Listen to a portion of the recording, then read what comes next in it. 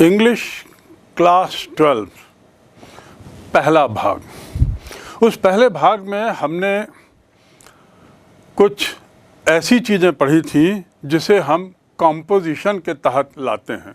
Composition, और उसमें short composition था शब्द, आपको याद होगा। शॉर्ट कॉम्पोजिशन में हमने एडवर्टाइजमेंट पढ़ा, फिर उसके बाद नोटिस पढ़ा, नोट्स बनाना सीखा और साथ ही लेटर्स सीखा कि कितने टाइप के होते हैं और ये क्या हैं। याद होगा, कंपोजिशन जो शब्द है वह बना है टू कंपोज से। टू कंपोज मतलब बनाना। You compose a song, you compose a music. Cinema में आपने सुना होगा या म्यूज़िक के वीडियोस में म्यूज़िक कंपोज़र। म्यूज़िक कंपोज़र वो व्यक्ति होता है जो विभिन्न तरीके के म्यूज़िक की आवाज़ को, विभिन्न तरीके के म्यूज़िकल इंस्ट्रूमेंट्स को मिलाकर एक संगीत देता है, एक उसमें एक लय पैदा करता है, उस गाने के लिए ख़ास म्यूज़िक देता है और कब क्या बजना चाहिए, कितना बजना चाहिए, कैसे बजना चाहिए, इसकी व्यवस्था करता है। He is called composer. So we learn to compose short paragraph. Composition is a word made from the word to compose। तो इस प्रकार हमने शॉर्ट कंपोजिशन में हमने 4 चीज़ें सीखी थी। आज हम लॉन्ग कंपोजिशन की बात करने जा रहे हैं। लॉन्ग, लंबे कंपोजिशन की, जिसमें शब्द ज़्यादा हैं, ज़्यादा बड़ा पैराग्राफ होगा और ज़्यादा गहराई से उसमें कुछ बातें होंगी। ये जो जैसे शॉर्ट कंपोजिशन के 4 टाइप्स हमने पढ़े, ऐसे ही लॉन्ग कंपोजिशन के भी 4 सेगमेंट्स हैं, 4 प्रकार हैं। हमारे कोर्स में, हमारे सिलेबस में 2 ही प्रकार हमें जानना है, लेकिन प्रकार क्या है थोड़ा हम देख लें। पहला कहलाता है आर्टिकल्स। आर्टिकल्स मतलब लेख। आपने बहुत अच्छा आर्टिकल लिखा है, क्या आप मेरे लिए एक स्कूल पर एक आर्टिकल लिख सकते हैं? Can you right an article for me on school? Your article is very good. So article का अर्थ यहाँ होता है लेख। और एक आर्टिकल आप अंग्रेजी में पढ़े होंगे पहले ही कक्षा 9वीं 10वीं में, ए, एन और दी, इन्हें भी अंग्रेजी में आर्टिकल्स कहते हैं। ए, एन और दी, THE, द। लेकिन हम उस आर्टिकल्स की बात नहीं कर रहे हैं, वो तो आप पढ़ चुके हैं और अब आप समझ चुके हैं, सब मान के चल रहे हैं। I am talking about the article which means लेख, समथिंग रिटन, समथिंग कंपोज्ड। आपने आर्टिकल कंपोज किया है, आपने आर्टिकल बनाया है, तो it is called a composition. और चूंकि आर्टिकल थोड़ा बड़ा रहता है, वो एडवर्टाइजमेंट या लेटर से बड़ा उसका कंटेंट रहता है, this comes under long composition. The second type that we have to study is speeches, भाषण, जिसमें वक्तृत्व कला की चर्चा कम होगी, लेकिन जो आप बोलोगे उसके कंटेंट पर जाना है हमको।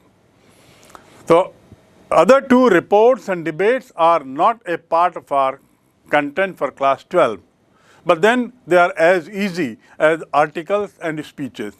So let us start with understanding something of the article. What exactly is an article and why do we write it? An article is written to express an opinion. First of all, opinion व्यक्त करने के लिए article लिखा जाता है। उदाहरण के लिए आज कोरोना काल चल रहा है। कोरोना काल में सरकार क्या व्यवस्था कर रही है, कैसी व्यवस्था कर रही है, जनता पर उसका क्या असर हो रहा है, ये हमको लिखना है, तो वो क्या कहलाएगा? आर्टिकल। तो आर्टिकल ना मेरे बारे में होगा, ना आपके बारे में होगा, किसी तीसरे के बारे में होगा। ये चीज़ आपको याद रखनी। तो first of all, an article is an expression. Article जो है एक अभिव्यक्ति है। किस चीज़ की अभिव्यक्ति?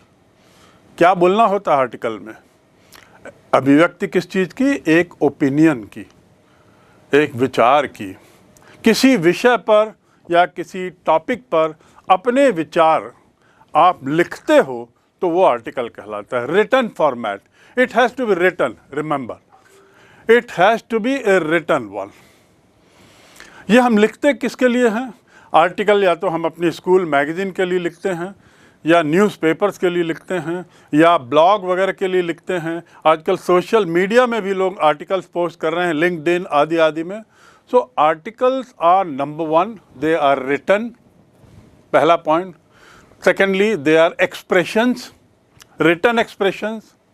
Third is they are opinion about a topic, they are opinion about a topic. ये जो आर्टिकल हैं, ये आर्टिकल का चौथा तत्व जो आपको समझना है कि आर्टिकल या तो आप की परीक्षा की दृष्टि से, या तो आपको पूछा जाएगा कि इस बिंदु पर एक आर्टिकल लिखें, और या आपको एक चित्र दिया जाएगा। चित्र को आपको समझना है और साथ ही उसमें 2-3 लाइनें लिखी होंगी। उस चित्र के आधार पर इन लाइनों को जोड़ते हुए आपको एक आर्टिकल लिखना है, करीब 150 से 200 शब्दों का। So, next point is article is both visual as well as verbal. Verbal मतलब शाब्दिक और visual मतलब दृश्य से। दृश्य यानी पिक्चर, चित्र, जैसा मैंने बताया। We will do one exercise on this. So, coming back to the point, the fifth feature is it is both verbal as well as visual. इसमें जो आपको दिया जाएगा प्रश्न के रूप में, वो या तो वर्बल रूप में होगा या आपके विजुअल रूप में होगा, जिससे आपको गाइडेंस मिलेगा कि आर्टिकल में लिखना क्या है। What I have to write in an article, that input will be given to you either in verbal form or in written form. The next feature of this format, अब किस ढंग का होगा, इसकी जो रचना है किस तरीके की होगी, क्या आएगा, क्या क्या इसके अंदर रहेगा। पहली चीज़ तो इसकी शब्द सीमा जान लीजिए कि 150 से 200 शब्दों का होना है। एक A3 साइज आपकी जो उत्तर पुस्तिका होती है या आपका जो रजिस्टर होता है जिसमें आप लिखते हैं, सामान्यतः उसमें 33 लाइनें होती हैं एक पेज में, और एक लाइन में लगभग 9 से 10 शब्द हम लिखते हैं, अक्षर नहीं। 9 to 10 words normally come in one line. So one article is about half a page of A3 size and maximum 2/3 size. तो आप देखें कि आपको काउंट करना होगा कि सामान्यतः मैं एक लाइन में कितने शब्द लिखता हूँ। हर व्यक्ति की अपनी अपनी शैली रहती है, कुछ लोग 7 शब्द लिखते हैं, कुछ लोग 10 लिखते हैं। तो आपको देखना है पहले से कैलकुलेट करके कि मैं एक लाइन में कितने शब्द लिखता हूं, और यदि मुझे लॉन्ग कॉम्पोजिशन में आर्टिकल लिखने का प्रश्न आया और मैं हल कर रहा हूं, तो मुझे कितनी लाइनें लिखनी पड़ेंगी 150 से 200 के बीच। 200 is the maximum limit and 150 is the minimum. So ideal should be something like 180, 190. That's right. So now you count your lines, number of lines that you have to write. So next format point is the size of the article. Next one is there should be a heading. एक उसका शीर्षक होगा article का, किस बिंदु पर ये article लिखा जा रहा है, किस मुद्दे पर, किस इशू पर, किस बात पर आप इस आर्टिकल के माध्यम से अपना क्या दे रहे हैं, ओपिनियन दे रहे हैं। आप अपनी भावना बता रहे हैं, अपनी ओपिनियन दे रहे हैं, अपने विचार रख रहे हैं। तो ये हो गया उसका heading. An article must start with a heading. तो if you have to write an article, think of a suitable heading, relevant heading. Relevant मतलब उपयुक्त, जो इस पैराग्राफ से संबंधित है, जो इस आर्टिकल से संबंधित है, ऐसा एक शीर्षक आपको तैयार करना होगा, सोचना होगा। Next is name of the writer should be written. किसने लिखा है लेख। आप देखते होंगे न्यूज़पेपर में, मैगज़ीन में, और जहाँ कहीं भी आर्टिकल्स होते हैं, ब्लॉग में, उसके अलावा सोशल मीडिया के विभिन्न जो कंटेंट आते हैं, उसमें राइटर का नाम जरूर रहता है। तो आपका नाम होना चाहिए। ख्याल रखें, परीक्षा के प्रश्न पत्र में प्रश्न में साफ लिखा होता है कि आप अपना नाम मयंक माथुर लिखेंगे, यानी आपको अपना नाम नहीं लिखना है, आप मयंक माथुर बन के आर्टिकल लिख रहे हैं। याद रखें इस बात को कि आप स्वयं अपने नाम को वहाँ नहीं लिखते हैं। परीक्षा के लिहाज से आपको अपना नाम न लिख करके वह नाम लेना है जो परीक्षक ने आपको कहा है। You have to accept that name as your name for the examination purpose. Y?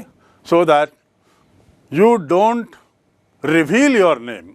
It is crime परीक्षा में अपना नाम किसी भी जगह प्रश्न पत्र में या उत्तर पुस्तिका में कहीं भी अपना नाम डाल देना एक अपराध है, और इसीलिए board makes it very clear that please write an article with this name. Am I clear? So it should be very clear that writer's name should be there. Next is article does not have date, does not have place anywhere written in it. Letter में date रहती है, notice में date place भी दोनों रहता है, उसके अलावा एडवर्टाइजमेंट में भी कई बार डेट्स रहती हैं, लेकिन आर्टिकल में नहीं रहता। Again why article does not have it? There is no need. Article is always on an issue, और जिसमें छपा है, सपोज वो एक मैगज़ीन में छपा है और जून माह की मैगज़ीन है, तो वह आर्टिकल जून माह का माना जाएगा। ज़रूरी नहीं कि आपके आर्टिकल लिखने की तारीख छपी हो, नो। और दूसरी बात, बोर्ड के द्वारा सीक्रेसी रखना ज़रूरी है, इसलिए भी आपको जगह का नाम नहीं दिखना। ये पता नहीं लगना चाहिए एग्जामिनर को, पेपर जांचने वाले को, कि यह प्रश्न पत्र, ये उत्तर पुस्तिका किस जगह की है। इसलिए आपको प्लेस भी नहीं लिखना है। कई बार प्रश्न में बोर्ड से ही लिख दिया जाता है कि ये जगह का नाम लिखें और अपना नाम ये लिखें। Am I clear? So next point is that you don't have to write name and place, date and place. These three things not to be there. This is the difference between short composition and long composition. Okay? Now, as I said earlier, that it has to be in the form of third person. किसी तीसरे व्यक्ति के नाम से रहेगा, आपके नाम से नहीं, यू के नाम से नहीं, किसी तीसरे व्यक्ति के नाम से। सो लॉन्ग कॉम्पोजिशन में आर्टिकल क्या है?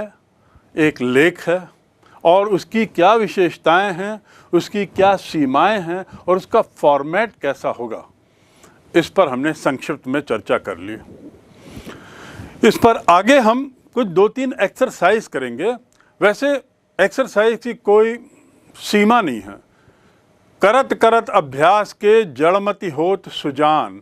जितना आप अभ्यास करेंगे उतना ही आपका कोई भी कार्य और अच्छा होगा। So it's a question of practice. The more you practice, the better you become in that skill. So, for example, we will discuss about 3 articles here, but more than that you have to practice at home. And those 3 articles are sample articles. हमने ऐसे आपको article चुने हैं जो आप देखें तो एक तरीके से आपको सैंपल का एक अनुभव हो जाएगा कि प्रश्न कैसा आता है, उत्तर कैसे देना है, आर्टिकल कैसे लिखना। तो सैंपल आर्टिकल के बढ़ने के पहले हम दूसरा सेगमेंट भी थोड़ा समझ लें कि दूसरा सेगमेंट क्या है। Second segment is speech. A speech is normally given by teacher, principal or chief guest or so and so in school and other places. Right? ये जो स्पीच, भाषण क्या है? भाषण आप बहुत सुनते हैं। 15 अगस्त का भाषण, 26 जनवरी का भाषण, एनुअल फंक्शन का भाषण, किसी खास पर्व में भाषण, हिंदी सप्ताह का भाषण, इंग्लिश इलोक्यूशन में भाषण। दूसरे शब्दों में, speech is normally given by such people. Second, speech has a topic. ऐसा नहीं है कि आज वन महोत्सव के दिन मैं किसी विश्व की किसी अन्य समस्या को लेकर बात करूं। ऐसा नहीं है कि आज वन महोत्सव है और मैं कोरोना काल के मुद्दों को लेकर बात करूं। आज वन महोत्सव है तो मुझे वन महोत्सव पर ही बात करनी है। My topic for the day, for my speech will be on one महोत्सव only and not on any other topic. So the topic has to be relevant, उपयुक्त, समयोचित। relevant मतलब समयोचित, उस स्थान के लिए, उस जगह के लिए, उस देश के लिए वह टॉपिक हो। So that's another thing. उसमें सामान्यतः क्या होता है स्पीच में कि हम कुछ बातें बताते हैं और साथ ही श्रोताओं का उत्साहवर्धन करते हैं, श्रोताओं को हम प्रेरित करते हैं कि ऐसा ना करें या ऐसा करें। यदि 15 अगस्त पे बात हो रही है तो हम श्रोताओं को, जिसमें विद्यार्थी होते हैं, स्कूल के स्टाफ होते हैं, विद्यार्थियों के पालक होते हैं, उनको हम प्रेरित करते हैं कि हमें अपनी स्वतंत्रता को अक्षुण्ण बनाए रखने के लिए क्या करना है, कितना प्रयास करना है, कितनी कठिनाइयों में हमें मिली है। So in other word, it should be a topic based and it is about moral teachings. Moral यानी नीतियाँ, moral teachings to the student. और discipline is always a part of these speeches. जब भी ये भाषण होते हैं तो इन भाषणों में सामान्यतः अनुशासन, डिसिप्लिन पर हमेशा बात की जाती है। Why is it so? Because finally what matters in life is discipline. बच्चों, we should understand कि डिसिप्लिन या अनुशासन हमारे लिए कितना महत्वपूर्ण है। जितना हम अनुशासित रहेंगे उतना ही हम जीवन के सभी क्षेत्र में बढ़ेंगे। The more discipline we are, the better we will do in all walks of life, in every walks of life. These speeches which are given in these occasions cannot linger on. कल्पना करिए ऐसी स्थिति की कि एक principal के नाते मैं आपके सामने भाषण देता हूँ 15 अगस्त पर और बोलता चला जाता हूँ, समय सीमा का बंधन नहीं रखता, शब्दों के भंडार का बंधन नहीं रखता और बहुत सारी बातें बोलते चला जाता हूँ। परिणाम क्या होता है? That the listener gets tired. The result is that you stop paying attention to what the speaker is saying. You don't pay attention to the content of the speech and you don't learn anything. So, next point about speech is it should be crisp. C-R-I-S-P. Crisp मतलब tight. एक भी शब्द भाषण का ऐसा नहीं होना चाहिए कि जिसको हटा दिया जाए और भाषण में कोई अंतर ना आए। यानी एक एक शब्द को भाषण के तौल के बोलना चाहिए, तौल के रखना चाहिए। You must way it. तौलने का अर्थ आपको देखना होगा कि क्या इस शब्द के बिना मैं भाषण उतना ही अच्छा रख सकता हूँ, यदि यस तो उस शब्द को हटा दें। In other word, it should be crisp and to the point. बिल्कुल विषय के साथ ही हो, विषयांतर ना हो। 15 अगस्त की बात करते करते मैं किसी अन्य मुद्दों पर ना आ जाऊं। 15 अगस्त की बात करते करते मैं अन्य समस्याओं पर जिक्र ना करने लगूं। 15 अगस्त स्वतंत्रता का दिन है। स्वतंत्रता की बातें, स्वतंत्रता के अहम मुद्दे और स्वतंत्रता की अहमियत, दैट इज़ इनफ। उसके साथ ही क्रिस्प होने के साथ this should be very simple language. मैं कुछ बोलूं और वो आपके सिर से निकल जाए। मैं कुछ बोलूं, उसकी भाषा इतनी कठिन हो कि आधी चीज़ आपको समझ में ना आए। वक्ता कुछ बोले और आपको डिक्शनरी देखने की ज़रूरत पड़े, ऐसा भाषण नहीं होना चाहिए। So the speech must be simple, in simple language, to be understood by common people, right? So having understood the features of speeches, हमने आर्टिकल के परिभाषा जानी और आर्टिकल के फॉर्मेट को जाना और आर्टिकल में क्या कैसा होना चाहिए उसकी अहमियत जानी। उसके बाद हमने लॉन्ग कॉम्पोजिशन में ही स्पीच जानी। बेसिकली स्पीच और आर्टिकल में अंतर ये है मूलभूत कि articles are printed and speeches are normally verbal, बोलने के लिए होती हैं। टू स्पीक से बना है, टू स्पीक से बना है speech. So having understood the difference between the articles and the long composition second part, that is speeches, other two are not a part of our content.